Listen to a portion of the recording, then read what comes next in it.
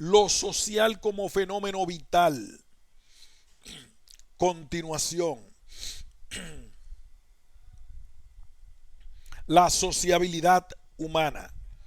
Este fenómeno social que venimos hablando tiene su explicación no metafísica ni teológica, sino estrictamente fenomenológica, en un sentimiento del hombre que no es otro que el vulgarmente llamado sentimiento de sociabilidad, con que lo que importaría aquí y ahora sería determinar de dónde arranca o dónde tiene y encuentra sus raíces este sentimiento de sociabilidad. Esto es, si salta de dentro a afuera o si, por el contrario, nos viene dado de fuera a adentro.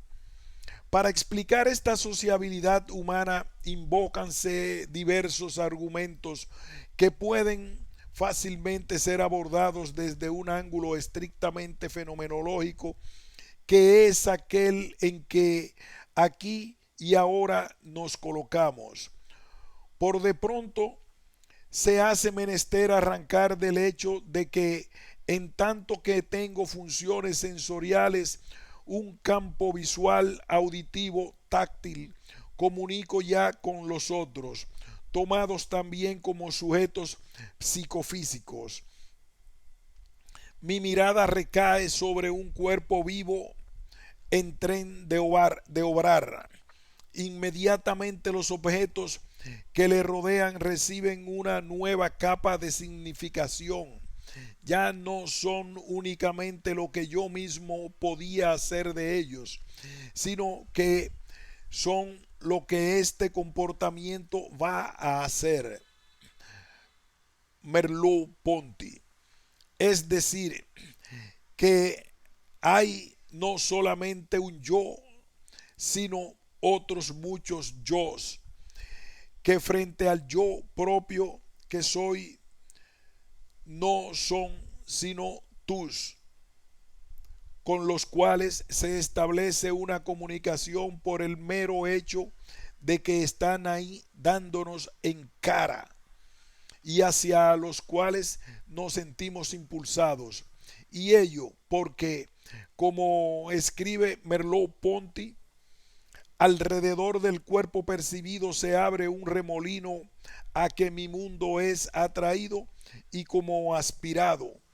En esta medida ya no es solamente mío, ya no se me presenta tan solo a mí, sino que es presente a X, a esta otra conducta que comienza a dibujarse en él. Y con el mundo que es mío también yo soy atraído en cuanto me muevo en este mundo y está presente para mí.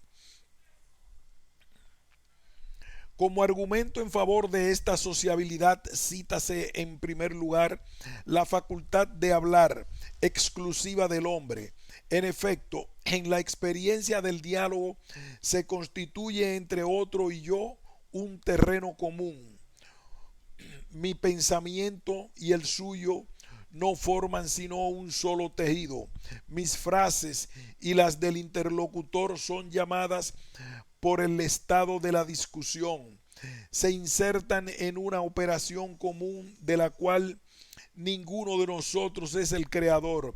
Hay allí un ser a dos y el otro ya no es para mí un simple comportamiento en mi campo trascendental, ni desde luego yo en el suyo. Somos el uno para el otro, colaboradores en una reciprocidad perfecta. Nuestras perspectivas se deslizan en una en la otra. Coexistimos a través del mismo mundo. Merleau-Ponty. Más lo que habría que preguntarse ante todo sería si es la sociabilidad la que viene determinada por el lenguaje o si antes, al contrario, es el lenguaje el que ha de considerarse como resultante de la sociabilidad. Bien bien miradas las cosas, parece que habría de ser esta última la solución adecuada, al menos en cuanto se deduce de la experiencia, toda vez que las llevadas a cabo con sujetos a quienes se había educado en el más absoluto aislamiento han revelado que eran ellos incapaces de otra cosa que no fuese emitir sonidos inarticulados. Esto es, que como cuida de hacer notar Brunner, la connaissance humaine, un niño abandonado a sí mismo no sabría ni procurarse un lenguaje ni desarrollar una vida intelectual. Cierto que el diálogo presupone la palabra, pero no es menos cierto que la palabra presupone un otro a quien dirigirse. Pues aun cuando uno hable conmigo mismo, no es en función del propio yo, sino de un desdoblamiento de ese yo, a menos que se trate que también ello puede ocurrir de una persona que no esté en la plena normalidad de sus funciones mentales. Punto de vista refrendado por Bruno cuando escribe que el monólogo toma la forma de diálogo y confirma con esto su origen y la función esencial del lenguaje como medio de comunicación. Se habla uno como a otra persona, oponiéndose a sí mismo. Por otra parte, el diálogo queda prácticamente inexistente cuando desconozco el idioma de mi interlocutor o mi interlocutor desconoce el mío. Y sin embargo, siempre está el gesto que nos permite la mutua comprensión. Es decir, que el gesto existe ahí antes de que el filósofo defina su significación intelectual. La palabra no sería, pues, más que un gesto lingüístico que, al igual que los demás gestos, dibuja ella misma su sentido, de donde también que el sentido pleno de una lengua no es nunca traducible a otra. Nosotros podemos hablar varias lenguas, pero tan solo una es aquella en que vivimos. Para asimilar completamente una lengua sería preciso asumir el mundo que ella expresa y no se pertenece jamás a dos mundos. Merleau-Ponty. Lo cual se explica porque aun siendo el lenguaje el medio de comunicación entre las personas y por esto esencialmente interpersonal, no puede ser la creación independiente de cada individuo ni tampoco la obra de dos personas que actualmente conversan, sino que el lenguaje es siempre asunto de una comunidad más o menos grande. En ella y por ella vive. Cada miembro de la comunidad lo recibe por su educación en el medio en que el azar, el hecho de su nacimiento, le ha colocado. Así, la lengua se transmite de generación en generación, con que vuelve a encontrar nuevo apoyo cuando decíamos acerca de la sociabilidad como determinante del lenguaje y no el lenguaje como argumento demostrativo a favor de la sociabilidad. Y es tan así lo que venimos diciendo que incluso el ermitaño que se ha retirado del comercio con los hombres los lleva consigo, por así decirlo, pues que guarda el lenguaje para hablarse a sí mismo y para hablar a su Dios. Lenguaje que ha aprendido de los labios de una persona. Guarda los recuerdos, guarda las prácticas indispensables para continuar su vida que le han sido transmitidas en un medio humano. Háblase a sí mismo, aunque ya en segundo término, de las diversas y múltiples necesidades, tanto físicas como morales, a que no puede el hombre dar adecuada satisfacción fuera de la sociedad, lo cual es exacto mirado al menos en sus líneas generales, toda vez que el hombre es el único animal que nace por completo desvalido y que necesita de otros semejantes durante el curso de su vida y de manera singular en los primeros años de la misma. Necesidades todas ellas que se subsumen en dos grandes esferas, la de la subsistencia y la de la permanencia. Tema este de la necesidad sobre la que volveremos más adelante y en este mismo epígrafe. Otro tanto podría decirse de las inclinaciones de benevolencia que necesitan de un destinatario para hacerse efectivas. También de este punto y de su conexión con la simpatía es posible lograr, partiendo de ellos, desarrollos de notorio interés para nuestra disciplina. Alúdese por último al hecho de haber vivido constantemente asociado, lo cual no se explicaría a juicio de quienes emplean el razonamiento si no era por una causa universal y asimismo constante, que no es ni puede ser más que la naturaleza racional. Ahora bien, buscar o pretender buscar en el hecho mismo un argumento para fundamentarlo sería tanto como incurrir en una petición de principio, pues no vale decir que el hombre es sociable porque ha vivido constantemente asociado, ya que lo que habría que decir era precisamente lo contrario. Esto es, que el hombre ha vivido constantemente asociado en virtud y por obra de ese sentimiento de sociabilidad, cuya raíz es la que nosotros estamos tratando de encontrar.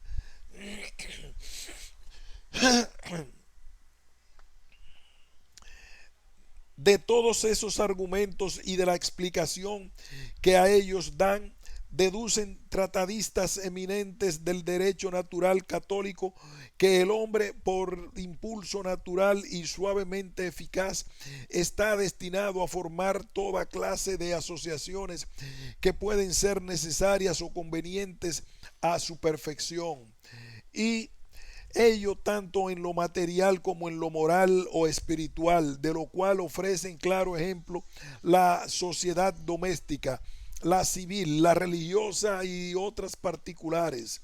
No se pretende significar con ello, sin embargo, que el hombre cumpla esta ley por instinto ciego e irresistible, como a veces se ha pretendido sostener, sobre todo por los defensores de las tesis totalitaristas en sus varias modalidades. Antes, por el contrario, ha de entenderse que la cumple por libre elección de su voluntad, de tal manera que aun de las sociedades más necesarias al género humano puede el individuo sustraerse y, en cuanto a las convenientes, elegir la que quiera en concreto o no elegir ninguna. Y de que esto es así, nos ofrece abundantes pruebas la experiencia diaria, y aún nosotros mismos somos en ello muchas veces testigos de mayor excepción. Todo esto que he dicho queda no explica suficientemente en mi sentir esa sociabilidad que se estima característica del hombre, impulso racional e instinto cumplido por libre ejercicio de la voluntad, no son argumento bastante a justificar la realidad de ese fenómeno social en el que nos vemos inmersos, en cuanto constituye él una de nuestras más inmediatas circunstancias, ya que se halla él ahí en cuanto mundo social dentro del cual nos movemos y actuamos.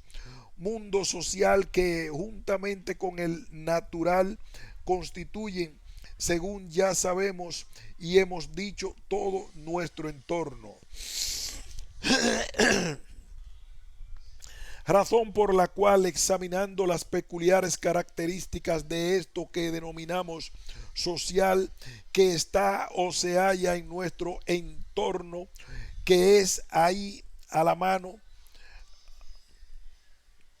a que nos es revelado en cuanto fenómeno por darnos en cara o hacernos frente, se haría forzoso buscar una explicación fundamentada en la peculiar posición en que el hombre se halla o se coloca frente al mundo, es decir, precisamente frente a todo cuanto le rodea. Posición, según ya hube de escribir en otro lugar, verdad y vida. Páginas 257-283. De inquietud y de angustia, reflejada en los más mínimos detalles de la vida en común. Partiendo del texto agustiniano célebre, Inquietum est cor nostrum, resulta fácil llegar a la posición de Kierkegaard y de Heidegger, mas no es necesario aquí y ahora insistir en el concepto de angustia. El pensador danés ha dedicado un libro al tema en cuyo análisis avanza considerablemente. Ni en el de cura, que juntamente con el de angustia es utilizado ampliamente por Heidegger. Baste recordar los siguientes puntos. 1. Lo que angustia no es esto ni aquello, pero tampoco todo lo ante los ojos. Baste recordar los siguientes puntos. 1. Lo que angustia no es esto ni aquello, pero tampoco todo lo ante los ojos, junto como una suma, sino la posibilidad de algo a la mano en general. Es decir, el mundo mismo. Heidegger, el ser y el tiempo.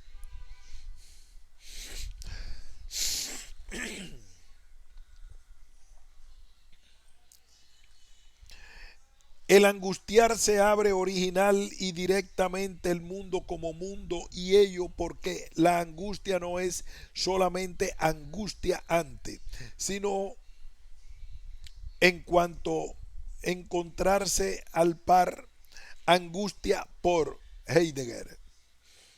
3. La cura es el ser del ser ahí en el mundo, en cuanto ser cabe los entes que hacen frente dentro del mundo, con lo que querer y desear tienen con ontológica necesidad sus raíces en el ser ahí, en cuanto cura, y no son simples vivencias ontológicas indiferentes, lo cual no es menos válidos del impulso y la inclinación que también, hasta donde cabe encontrarlos en estado de pureza del ser ahí, se fundan en la cura.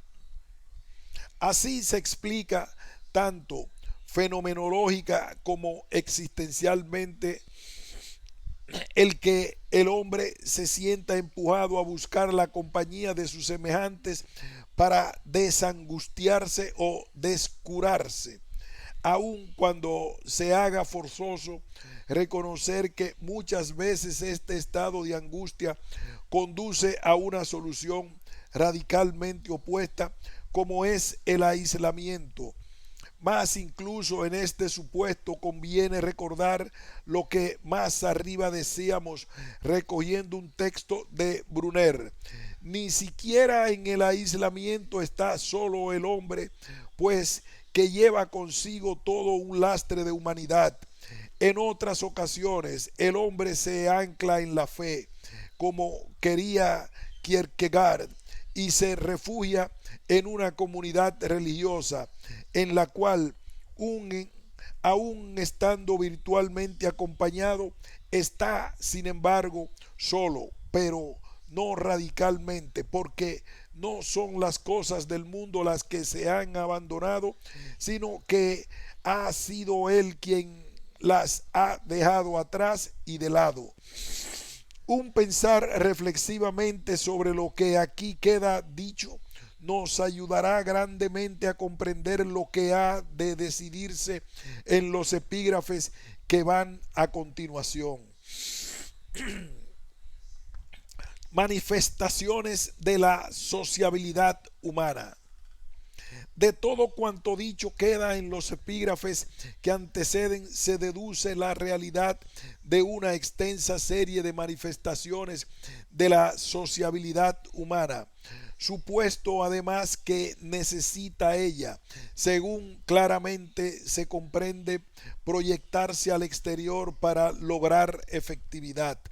En un sentido amplio y bien miradas las cosas, se haría forzoso convenir en que todo aquello con que nos encontramos en nuestro mundo que llamamos social no es más que eso, proyecciones exteriores de tal sociabilidad, en cuanto que todo ese conjunto son útiles a la mano, que nos revelan la existencia de otros, los cuales son precisamente los que con su presencia nos están advirtiendo que el ser ahí es siempre un ser ahí con. Más, cómo comprender y en qué manera que estos seres ahí anudan unos vínculos que trascienden de lo puramente interpersonal para llegar a constituir una comunidad. Un punto inicial lo encontraríamos en el lenguaje que se nos revela como una obra no interpersonal, sino precisamente comunitaria, merced a la cual nos damos cuenta de que estamos perteneciendo a una comunidad y que nuestro ser ahí y nuestro obrar no quedan limitados al mero contacto con un interlocutor eventual. Todos los días, en efecto, nos tropezamos con otros yos que se mueven y actúan en el mismo plano o en el mismo horizonte en que mi yo se mueve y actúa, y con los que por consiguiente establezco contactos y relaciones de muy diversa índole, pero que en la mayor parte de los supuestos implican algo más que el estricto diálogo entre el yo y el tú, pues que siempre o casi siempre hay una referencia a algo que está más allá y por encima de los interlocutores y que actúa condicionándolos y limitándolos, siquiera sea de modo inconsciente, porque la palabra no se concreta a servir de vehículo al diálogo, sino que tiene además un sentido íntimo que solo quien la emplea es capaz de darle. Posee matices que en el curso del diálogo se esfuman y que, sin embargo, operan como referencias, lo cual ocurre no solo en la palabra hablada, sino en la escrita, aun cuando aquí con harta menor frecuencia, y ello en tanto en cuanto que es gesto lingüístico, el aquí y el ahora, el allí y el allá, el antes y el después constituyen en todo diálogo un mundo de referencias y de señales que adquieren un sentido definitivo desde el punto y hora en que a través de ella se hace posible captar ese sentimiento de sociabilidad, determinado, como decíamos, por la angustia y por la cura, pues que en toda manifestación de sociabilidad es posible, en efecto, adivinar o encontrar ese doble contenido. El por qué nos muestra claramente esto que aquí venimos diciendo, de igual modo que nos muestra el cómo, palabras ambas que expresa o tácitamente manejamos cientos de veces al cabo del día, con lo que serían ellas perfecto exponente de la sociabilidad que tienen como móvil primero y más definido el desangustiarse o el descurarse. De aquí el que estas manifestaciones de sociabilidad revistan aspectos muy diversos según el grado de desangustiamiento que el yo pretende alcanzar. Se escalonan ellas de acuerdo con esto, desde la momentánea y eventual relación entre dos o más personas que concurren a un espectáculo teatral o deportivo, y siempre, no obstante, a condición de que entre ellas no exista vínculo de mayor entidad hasta que la que se sitúa en el plano de lo definitivo y permanente. Es de advertir, empero, que tanto en esta esfera como en la de lo eventual y momentáneo cabe una extensa gama de variedades, más siempre en función, como queda dicho, del mayor o menor desangustiamiento que se pretenda con este buscar a otro. Y es que el sentimiento de angustia o de cura, o por constituir el ser del ser ahí, es decisivo en la exteriorización y subsiguiente plasmación del sentimiento de sociabilidad, hasta el punto de que todo fenómeno social, en cuanto manifestación más o menos auténtica de aquel sentimiento de sociabilidad, está influida también más o menos fuertemente por tal sentimiento de angustia o de cura, que es el que, en fin de cuentas, justifica en última instancia la realidad de los fenómenos sociales, ya tomados aisladamente, ya mirados en su conjunto. Más todavía, cuando en su lugar correspondiente nos ocupemos de lo insocial y de lo antisocial, nos será dado ver en qué modo también en estas manifestaciones influye el sentimiento de angustia del hombre. Debe advertirse aquí, para completar cuanto venimos diciendo, que estas múltiples y diversas manifestaciones de sociabilidad obedecen tanto a factores psíquicos o internos, resultantes también de esa misma angustia o cura, como a factores externos representados por el medio ambiente, ese mundo no siempre estrictamente natural, sino social, ya circundante, ya a veces distante, en que el hombre se mueve y que le rodea. Por otra parte, ha de tenerse en cuenta que si todos los fenómenos los conocemos en función del tiempo y del espacio, estas manifestaciones de la sociabilidad humana, en cuanto ellas son también fenómenos, se producen igualmente en el espacio y en el tiempo. Imprimen ambos su huella decisiva en este presentarse de la sociabilidad del hombre, que ofrece rasgos por completo diferentes en el devenir histórico, aun cuando por razón de la específica naturaleza humana resulte a veces posible encontrar analogías entre manifestaciones de sociabilidad separadas por considerable distancia en el tiempo y en el espacio. No quiere esto decir, sin embargo, que haya de darse razón, al menos de modo total y absoluto, a Oswald Spengler cuando formula su teoría de los paralelismos de la historia. Siquiera sea preciso reconocer que aquella particular naturaleza humana puede determinar una similitud en las instituciones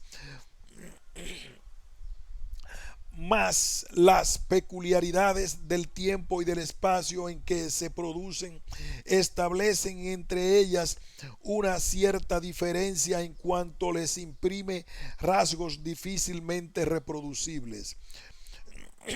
Los estadios de la vida y la sociabilidad humana. Esta enredada textura interna de las configuraciones sociales resulta siempre, como escribe Spranger, formas de vida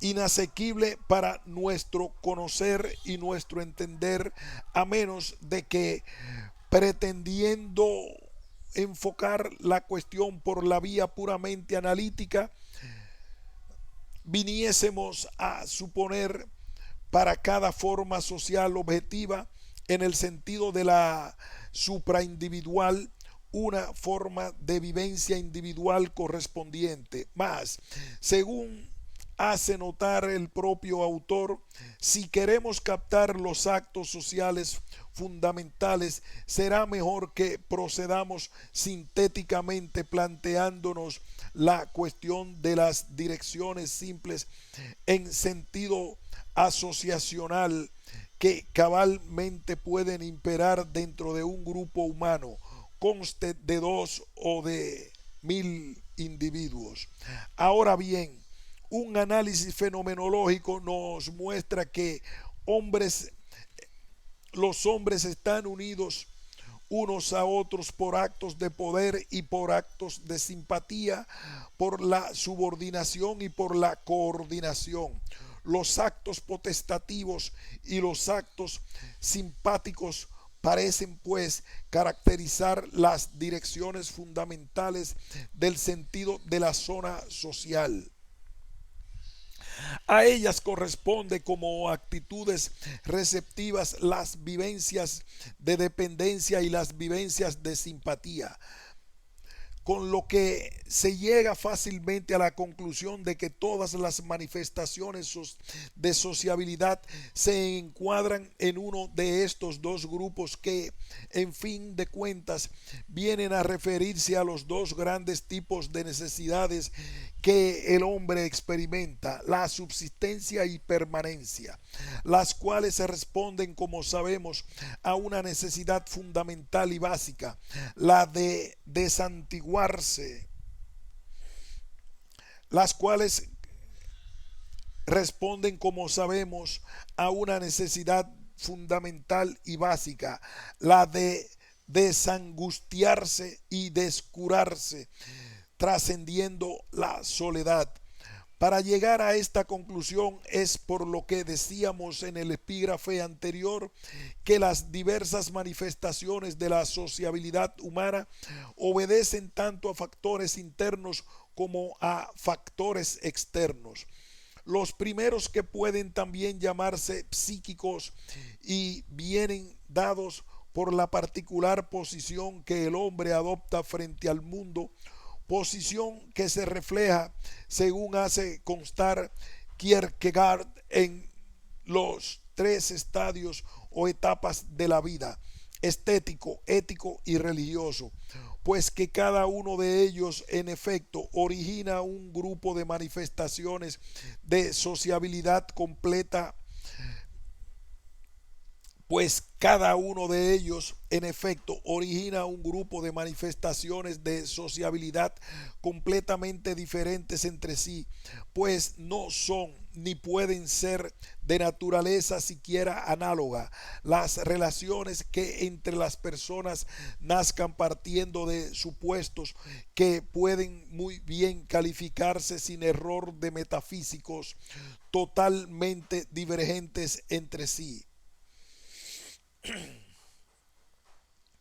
En un trabajo especialmente consagrado a examinar la posición del hombre frente al mundo y al cual ya antes me referí, Verdad y Vida, hube de realizar la teoría de Kierkegaard, haciendo resaltar al propio tiempo en qué manera, aún respondiendo los tres estadios de la vida, etapas en el camino que todo hombre está llamado a recorrer a un mismo sentimiento de inquietud y de angustia. Significan un sucesivo avanzar en esta consideración del mundo y de la vida.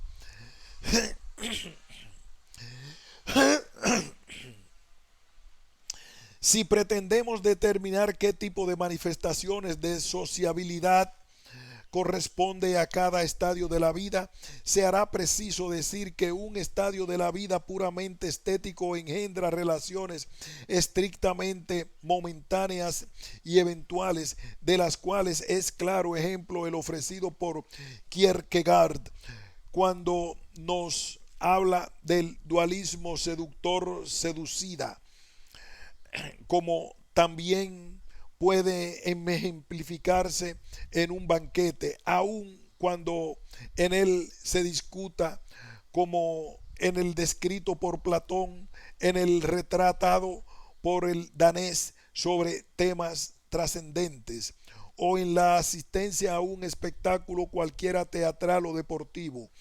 Y es que, como cuida de hacer observar Mesnard, Le Bray Visage de Kierkegaard, en el plano estético está lejos de corresponder en la conciencia del individuo a una tarea definida, ni siquiera a una idea distinta. Su presencia se impone, sin embargo, de manera indiscutible con el género de claridad propia de los valores afectivos. Todo hombre siente en él un ser de deseo capaz de realizar bajo los modos más diversos este impulso primitivo. Es un estadio que lleva consigo esencialmente un momento en que el pensamiento lírico se basta a sí mismo, o al menos conduce el canto de la orquestación interior. Todas las potencias misteriosas de nuestra vida concurren a su formación y protestan por esto al mismo tiempo contra la tiranía vulgar de nuestras representaciones objetivas. Mesnard.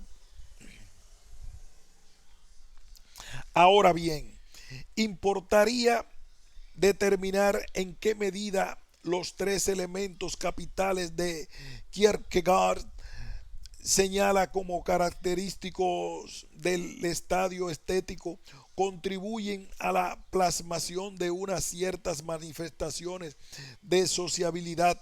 Tales elementos son el deseo, el par aburrimiento, distracción y el sufrimiento. El deseo es evidentemente el primer impulso que nos solicita para constituir por encima de las representaciones vulgares de la vida este universo estético. Mesnard. Glotonería del deseo que la poesía popular transporta a los dominios más diversos y fuerza del deseo, por otra parte, que la naturaleza misma del hombre lanza espontáneamente en la dirección del amor. Ha sido Spranger quien ha llevado a sus últimas consecuencias la tesis kierkegaardiana cuando escribe que el factor estético se evidencia con el más acusado relieve en la forma de las relaciones sociales. Suele constituir un vínculo ligero y fugaz en la mayoría de los casos, en el que ni necesidades reales ni cuestiones profesionales aparecen en primer término y en la que se disfruta de la manera peculiar de presentarse y de ser admitido. Las gentes entran aquí en contacto por medio de la expresión y de la impresión.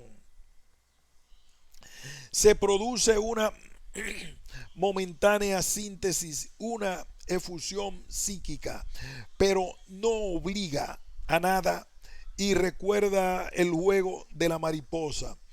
El encanto de esta sociabilidad reside en el libre y fácil contacto de individualidades que pueden encontrarse mutuamente interesantes, pero Si se trata de casos puros, sin que se establezca el menor vínculo real de intereses. Por eso, en un estadio puramente estético de la vida, es imposible llegar a formaciones sociales de cierta entidad. Quien no ha salido del estadio estético infunde demasiada fantasía a sus relaciones sociales, precisamente porque carece de comprensión para lo que está ahí, frente a él en un modo objetivado. Nada hay para el homo aestheticus tan paralizador estructuralmente como la subordinación a los poderes sociales supraindividuales que le exigen lo definido, lo limitado, lo real de todo punto. Cada estadio, escribe Mesnard, tiende a definirse no solamente por el principio que le caracteriza, sino por la actitud humana que lo expresa adecuadamente cuando se deja el campo libre, cuando rige de modo totalitario la experiencia del individuo. De aquí que, como advierte Spranger, lo opuesto al homo aestheticus no ha de buscarse exclusivamente en otras formas vitales puras, sino sobre todo en quien, estando dotado de la virtud informadora de la fantasía, rechaza la actitud puramente estética ante la vida. Por eso precisamente intentará Kierkegaard, que había sabido ver y flagelar lo irresponsable y fantástico del estilo vital estético, demostrar que la unificación de la vida bajo la norma ética, lejos de suprimir la belleza, remata, por el contrario, trascendiéndolo, su carácter estético. El nuevo plano así realizado, lo que pronto se llamará el estadio ético, se manifestará precisamente en el matrimonio. Matrimonio que, aun siendo paradigma del estadio ético, no pierde empero su valor estético, y en cuya consideración apunta uno de los conceptos fundamentales en el pensamiento de Kierkegaard, el de decisión. Por eso, en este estadio adquieren las relaciones un carácter, sino de necesidad, que llegan a alcanzar en determinados casos, sí, cuando menos de permanencia, siquiera en el plano de lo puramente temporal. Las relaciones y por consiguiente las manifestaciones de sociabilidad que se dan en el estadio ético de la vida son, por el mero hecho de surgir bajo la influencia de un factor hondamente psíquico, las más importantes desde el punto de vista humano. Y ello parte del hecho evidente de que lo ético ejerce un profundo flujo sobre lo que se llaman los usos sociales. Y ello parte del hecho evidente de que lo ético ejerce un profundo influjo sobre lo que se llaman los usos sociales, que han sido considerados por algunos escritores, tal por ejemplo Ortega y Gasset, como reveladores de lo que venimos denominando el fenómeno social. Claro es que este no queda ni puede quedar limitado a tales usos, y menos todavía agotado en ellos, sino que va mucho más allá, presentando una serie de actos engendradores de unas relaciones que en la mayor parte de los casos vienen a quedar insertadas en la esfera de lo ético. Apuntemos aquí, aun cuando de pasada, que también lo jurídico y lo político se insertan, al menos parcialmente, en el orbe de lo ético. entendiendo esta palabra no solamente en su sentido etimológico, sino también en el científico. Por su parte, Spranger nos muestra tres tipos de hombres que pueden muy bien considerarse como contrapuestos al Homo aestheticus. Ellos son el Homo o economicus, el Homo socialis y el Homo politicus.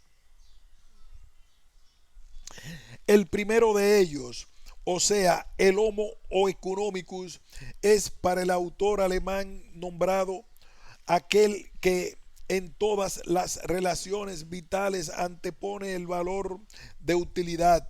Todo se, todo se convierte en un instrumento de conservación de la vida, de lucha natural por la existencia. Todo lo que reduce al designio de hacer la vida agradable. Ahorra materia, energía, espacio y tiempo con el fin de obtener un máximo de efecto útil, pero el valor de su quehacer no reside en la hondura de una disposición que decida valores, sino en el efecto de utilidad de índole totalmente externa. En cuanto al Homo socialis, podría decirse que es aquel en cuya vida mental actúa la actitud social como principio organizador, eliminando desde luego todos los actos sociales basados en reflexión racional práctica. Y cuida de puntualizar Spranger, solo tiene carácter ético pleno la conducta social cuando se convierte en dirección psíquica permanente. La compasión momentánea no es etos aún. Es necesaria la peculiar autovinculación que hace de la conducta social una especie de propia ley racional. A esta ética índole espiritual que se proyecta sobre los demás, benéfica y constante, llamamos fidelidad. Es necesaria la peculiar autovinculación que hace de la conducta social una especie de propia ley racional. A esta ética índole espiritual que se proyecta sobre los demás, benéfica y constante, llamamos fidelidad. La forma social de motivación responde pues al etos personal de la fidelidad abnegada, de donde naturalmente se concluye que las formas que adopta el tipo social como fenómeno son incontables si se pretende incluir todas las formas fundamentales de la sociedad en que el amor y la fidelidad constituyen los vínculos sustentadores. Por último, el Homo politicus puro es el que pone al servicio de su voluntad de poder todas las zonas de valor de la vida. Más raramente se observa en la realidad este tipo puro de Homo politicus. El poder supremo aparece siempre como poder colectivo. Estos presupone que los hombres se sienten en primer término solidarios y que viven los unos para los otros. Aquí está dado pues un vínculo social. Quien quiera llegar a ser vínculo y brazo de este poder colectivo ha de incorporarse algo del espíritu de la comunidad. Al ejercer el predominio sobre el prójimo actúa a su favor. Esta síntesis se incluye ya como tal síntesis en la zona ética. Ha de advertirse por último que las formas en que hace su aparición el Homo politicus son de infinita variedad si se tiene en cuenta que en todas las fases y círculos sociales hay dominadores y dominados, libres y dependientes, mas también la forma vital de quien libre y conscientemente sirve puede tener su grandeza ética, ya que no ha de olvidarse que en una alta consideración moral, regir y servir pueden ser sinónimos. Ha de advertirse por último que las formas en que hace su aparición el Homo politicus son de infinita variedad si se tiene en cuenta que en todas las fases y círculos sociales hay dominadores y dominados, libres y dependientes, mas también la forma vital de quien libre y conscientemente sirve puede tener su grandeza ética, ya que no ha de olvidarse que en una alta consideración moral, regir y servir pueden ser sinónimos. Lo cierto es que aún las más altas formas de la vida moral no corresponden sino a la realización de formas concretas que no tienen repercusión profunda sobre la conciencia del individuo. El patos de la ética consiste en la acción, es decir, que es lo suficientemente fuerte para comprometerse en la vida concreta, pero insuficiente para alimentar las revoluciones internas que son la forma más elevada y más decisiva de la vida espiritual. Pues no hay que olvidar que, como escribe Kierkegaard, la ética es después de todo una ciencia ideal, y esto no solamente en el sentido en que lo es toda otra ciencia. La ética introduce la idealidad en la realidad, pero por otro lado no está hecha para elevar la realidad hasta la idealidad. El concepto de la angustia, edición inglesa. Por eso será necesaria una nueva ética cuyos rasgos fundamentales señala el pensador danés. Ética que encuentra su lugar como ciencia que tiene la conciencia dogmática de la realidad como tarea para la misma realidad. Y es que la realidad ética del individuo es la única realidad. Kierkegaard, postscripto conclusivo no científico, edición inglesa. Ahora bien, de lo estético que no encuentra contradicción en el hecho de existir, se pasa a lo ético, que encuentra la contradicción pero dentro de la autoafirmación. Se hace menester pues dar un paso más. El siguiente vendrá dado por la religiosidad A, que comprende la contradicción como un sufrimiento en la autoaniquilación, aun cuando dentro de la inmanencia, pero por acentuar éticamente, importa hacerlo notar bien el hecho de la existencia, previene al existente de devenir abstracto en la inmanencia o de devenir abstracto por desear permanecer en la inmanencia. Por último, la religiosidad paradójica rompe con la inmanencia y hace del hecho de existir la contradicción absoluta, no dentro de la inmanencia, sino contra la inmanencia. Kierkegaard, postscripto. Tal es la razón de que el hombre religioso experimente una gran dificultad en encontrar en el mundo del equilibrio de su vida cotidiana, pues la resolución heroica de consagrarse exclusivamente al Altísimo no necesita de ritos extraños ni de un hábito que pueda tomarse por patente de santidad.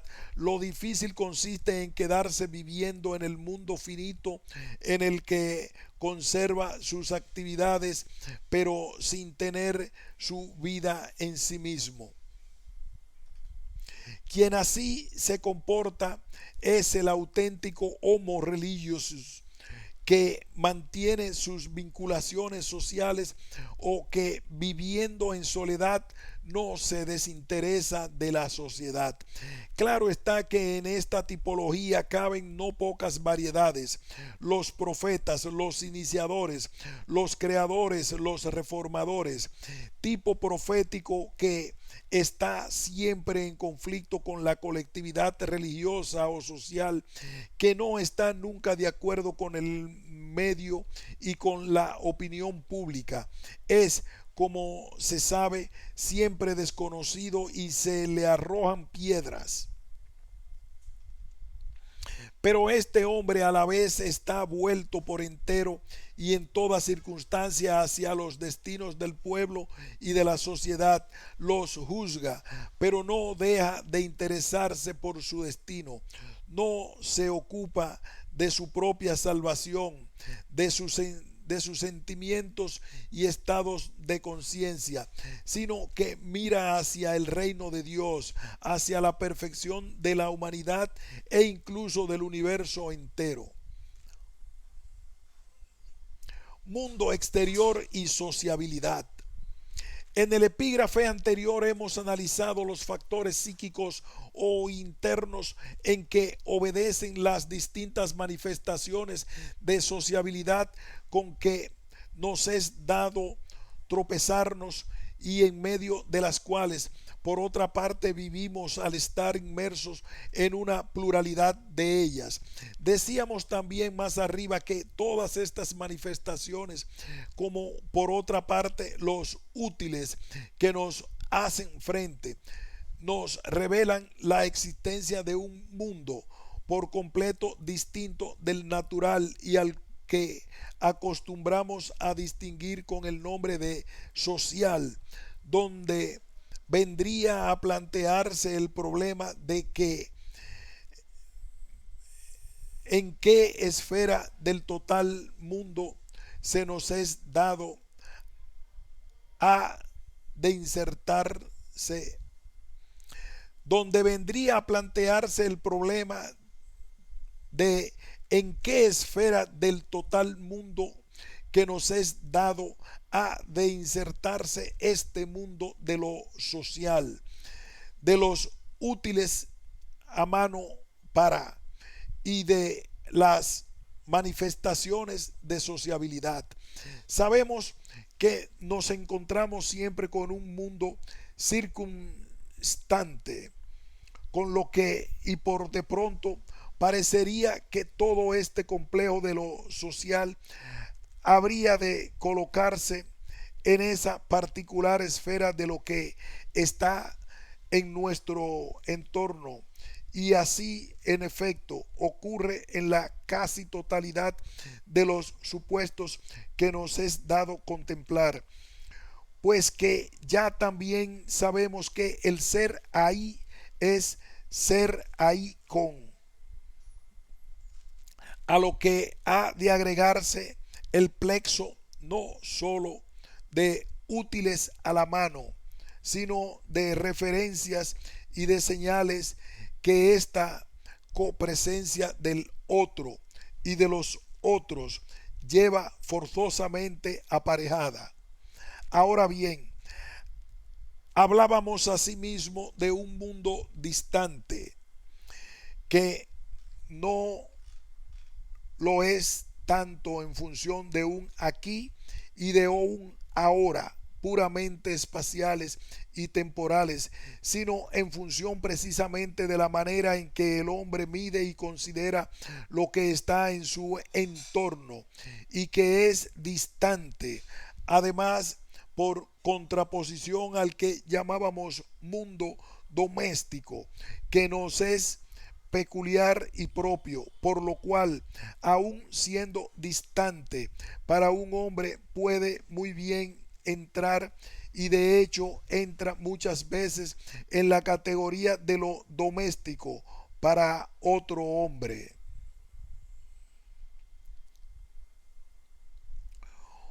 Juegan en esta apreciación calificativa los estadios de la vida en cuanto consecuencia de un particular modo de enfrentarse con el mundo. La respuesta no es fácil ni obvia. Kierkegaard, que yo sepa al menos, no se planteó el problema y por consiguiente no pudo esbozar una solución. Sin embargo, tal vez tomando en consideración lo que decíamos al final del epígrafe anterior, no resulte demasiado difícil presentar cuando menos un proyecto de respuesta que nos ayude a comprender la cuestión. Para el Homo aestheticus, hombre de impresiones y de expresiones, todo está ahí dado en presente, todo le es próximo, vale decir doméstico, precisamente porque elude o intenta eludir toda contradicción en su existencia. Mas esa proximidad no lo es más esa proximidad lo es única y exclusivamente en función de la momentaneidad e incluso de la eventualidad de sus vinculaciones. El sentimiento de fides no existe en él y por tanto lo que le ha sido próximo en un momento y de manera eventual pasa enseguida a la categoría de distante en cuanto no se produzca un goce de índole estética en consonancia con su modo de ser. Por el contrario, para el que, resumiendo las características de Spranger, atribuye al Homo economicus, al socialis y al politicus, pudiéramos llamar Homo ethicus, todo le está presente, todo para él es mundo circundante, cuando menos en principio o en primera instancia, y está dispuesto a hacer del mundo público e incluso del mundo distante un mundo circunstante. Esto se hace más perceptible en los tipos que Spranger denomina Homo economicus y Homo politicus, especialmente en este último, en cuanto que lo que busca es satisfacer su ansia de poder y de dominación, pues no bastándole a su afán el mundo estrictamente circundante, trata de extenderlo a otras esferas. En cuanto al Homo religiosus, en contraposición con los tipos anteriores, intenta no solo trascender el mundo circundante, sino que con intención de perfeccionarlo pretende realizar en él un mundo que pudiéramos calificar de ultradistante en cuanto ultraterreno. Y esto no únicamente el hombre que pudiéramos decir en términos kierkegaardianos poseedor de una religiosidad sino fundamentalmente el hombre portador de una religiosidad paradójica, es decir, el homo religiosus que no ha abandonado el mundo circunstante, pero que trabaja por convertirlo en un trasunto lo más perfecto posible, del que hemos calificado de ultradistante. Todo este mundo exterior